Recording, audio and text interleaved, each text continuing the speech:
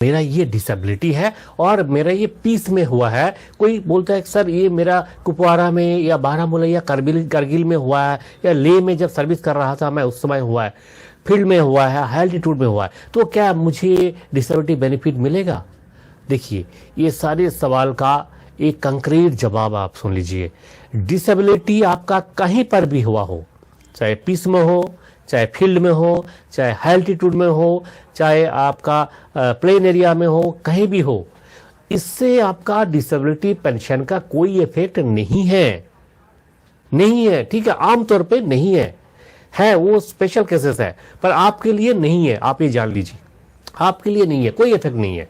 ठीक है, आपका डिसेबिलिटी, आपका जो बीमारी है कहीं पर भी उत्पन्न हुआ हो, इससे आपको कोई फर्क नहीं पड़ता है। आपका डिसेबिलिटी पेंशन का कोई फर्क नहीं पड़ता है।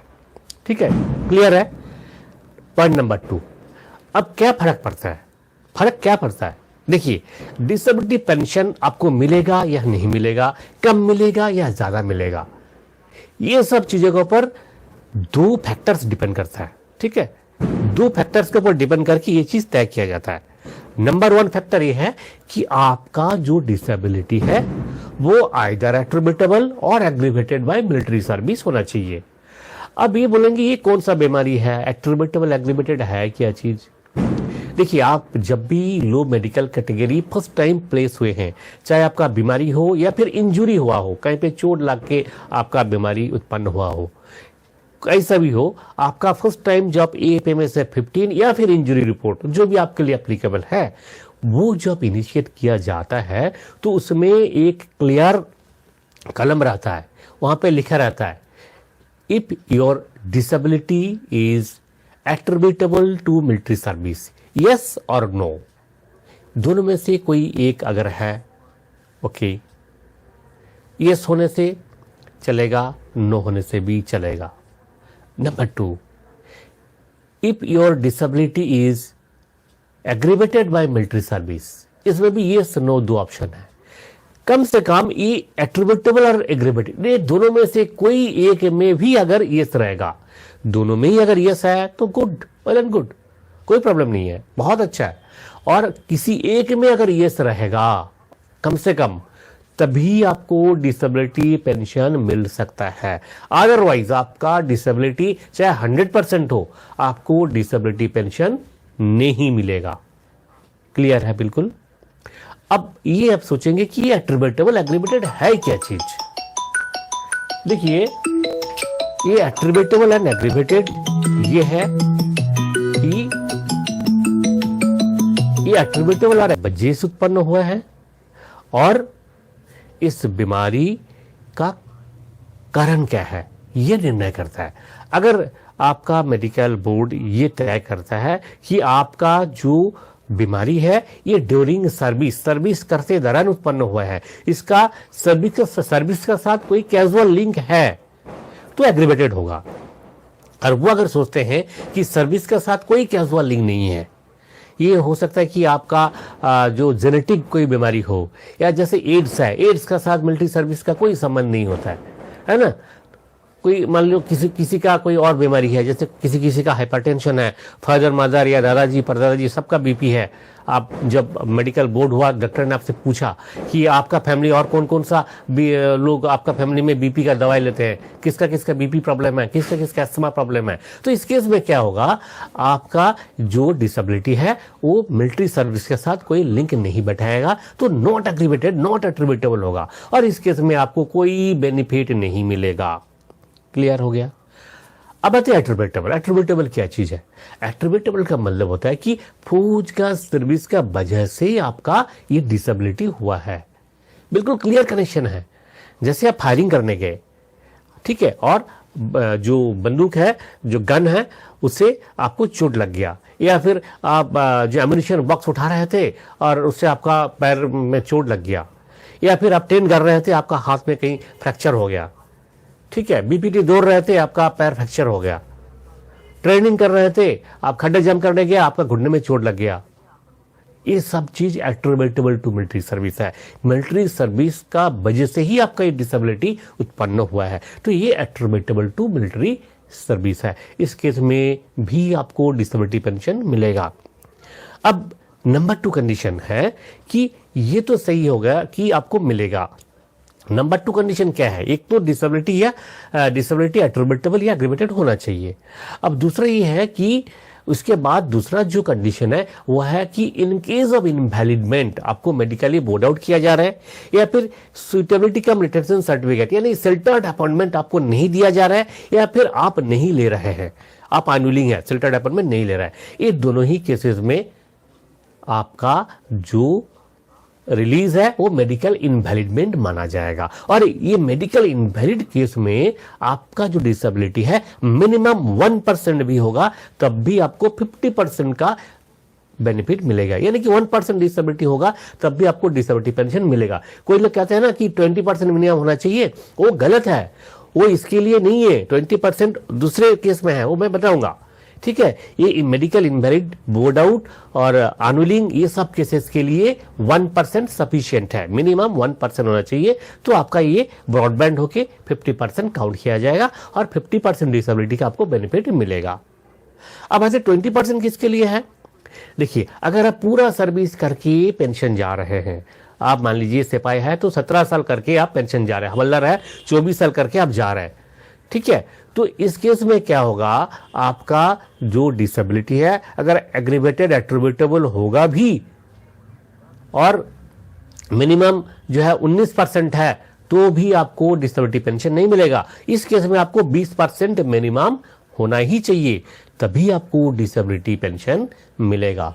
तो देखिए, ये जो नॉर्मल रूटीन जो डिस्चार्ज होता है, जैसे पूरा सर्विस करके जा रहा है, या फिर आप प्री मैच्योर रिटायरमेंट, आप एप्लीकेशन देके घर का कोई प्रॉब्लम है, इस प्रॉब्लम को दिखा करके आप ओन रिक्वेस्ट में प्री मैच्योर रिटायरमेंट जिसे कहा जाता है, pre mature not unwilling, okay, pre mature retirement.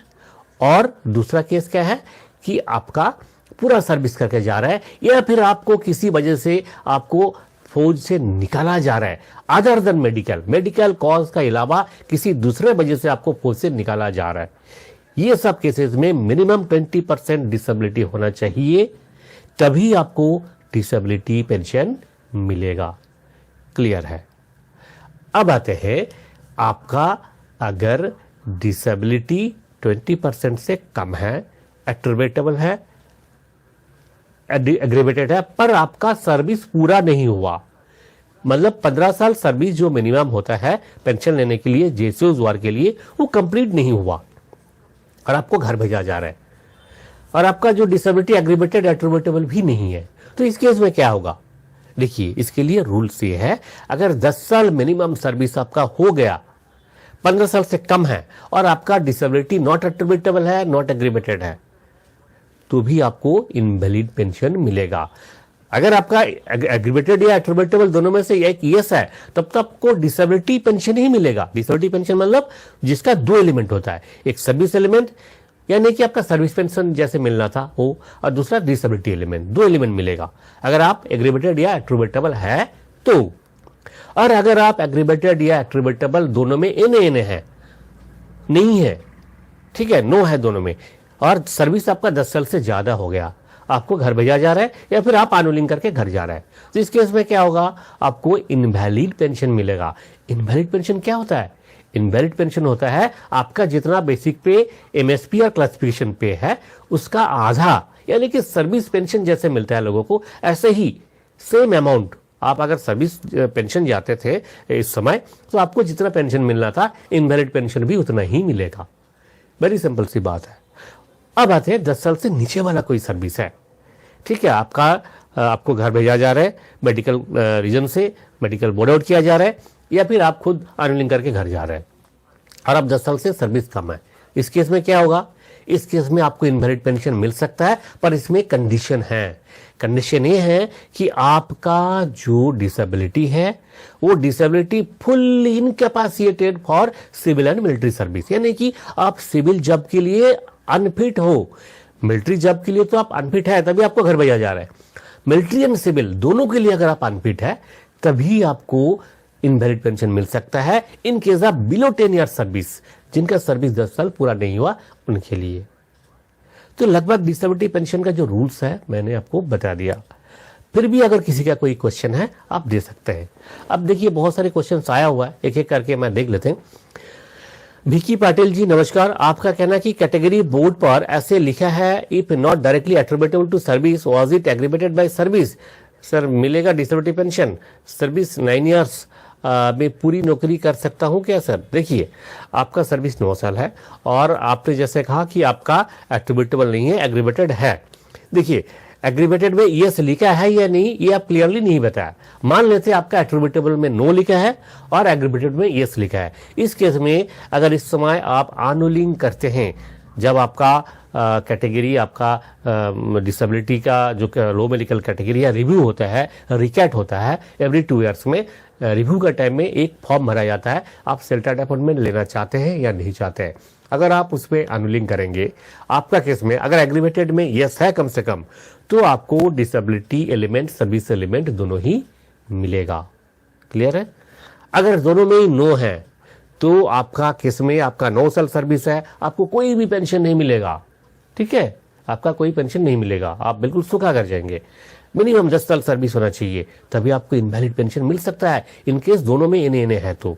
ठीक है, इसलिए 10 साल सर्विस जरूर पूरा कीजिए। 10 साल सर्विस पूरा करने से पहले बिल्कुल सोचना ही नहीं आप। ठीक है, ओके। नेक्स्ट है सतीश यादव जी। सतीश यादव जी आपका कहना है कि आपका IMB हुआ है एड्स अल्कोहल डिपेंडेंसी सिंड्रोम में, क्या मुझे पेंशन मिलेगा? अच्छा, आपका IMB हुआ है एड्स अल्कोहल डिपेंडेंसी, ये दोनों इन्हें केस होता है, यानी कि नॉट एट्रीब्यूटेबल नॉट एग्रीगेटेड होता है। तो इस केस में आपका सर्विस 10 साल 6 महीना हो गया, तो देखिए इस केस में 10 साल अगर हो गया आपको इनवैलिड पेंशन मिलेगा। ठीक है, आपको डिसेबिलिटी पेंशन नहीं मिलेगा, आपको इनवैलिड पेंशन मिलेगा। और इनवैलिड पेंशन का अमाउंट होता है इक्वल टू सर्विस एलिमेंट जितना होता है। ठीक है, वही होता है। ओके, पर इसमें क्या है, देखिए जैसे OROP का बेनिफिट वगैरह होता है, ये सब कुछ नहीं मिलता है। ठीक है, इनवैलिड पेंशन का केस में आपको कोई OROP का बेनिफिट वगैरह नहीं मिलता है। ओके, अच्छा। नेक्स्ट है सोनू सैनी जी, आपका कहना है कि इन केस में आफ्टर 10 ईयर्स सर्विस आनुलिंग अल्टरनेटिव अपॉइंटमेंट पाका पेंशन मिलेगा। देखिए एज पर रेगुलेशंस जो 81, 82 एंड 59 ये जो रेगुलेशंस है, ये रेगुलेशन आप खुद पढ़िए, आप खुद पढ़िए, किसी के ऊपर भरोसा मत कीजिए। ठीक है, ये रेगुलेशंस आप गूगल में सर्च करेंगे, pension regulations for the army 2008 part 1, जिसका रेगुलेशन नंबर 59, 81 एंड 82, और भी बहुत सारे उस पर रेगुलेशंस है जो कि disability pension, invalid pension, discharge from service का बारे में है। वो सारी चीजें आप हिंदी और इंग्लिश दोनों में पढ़िए, दोनों वर्जन अवेलेबल है, गूगल में आप पढ़िए। ठीक है, ये पढ़ करके आप समझ सकते हैं, खुद ही आप समझ सकते हैं कि इसमें क्या लिखा हुआ है। मेरे जो समझ है उस हिसाब से 10 साल सर्विस अगर आपका हो जाता है, आपका इन्हें केस है, आप अनुलिंग करते हैं, तो आपको इनवैलिड पेंशन मिलेगा।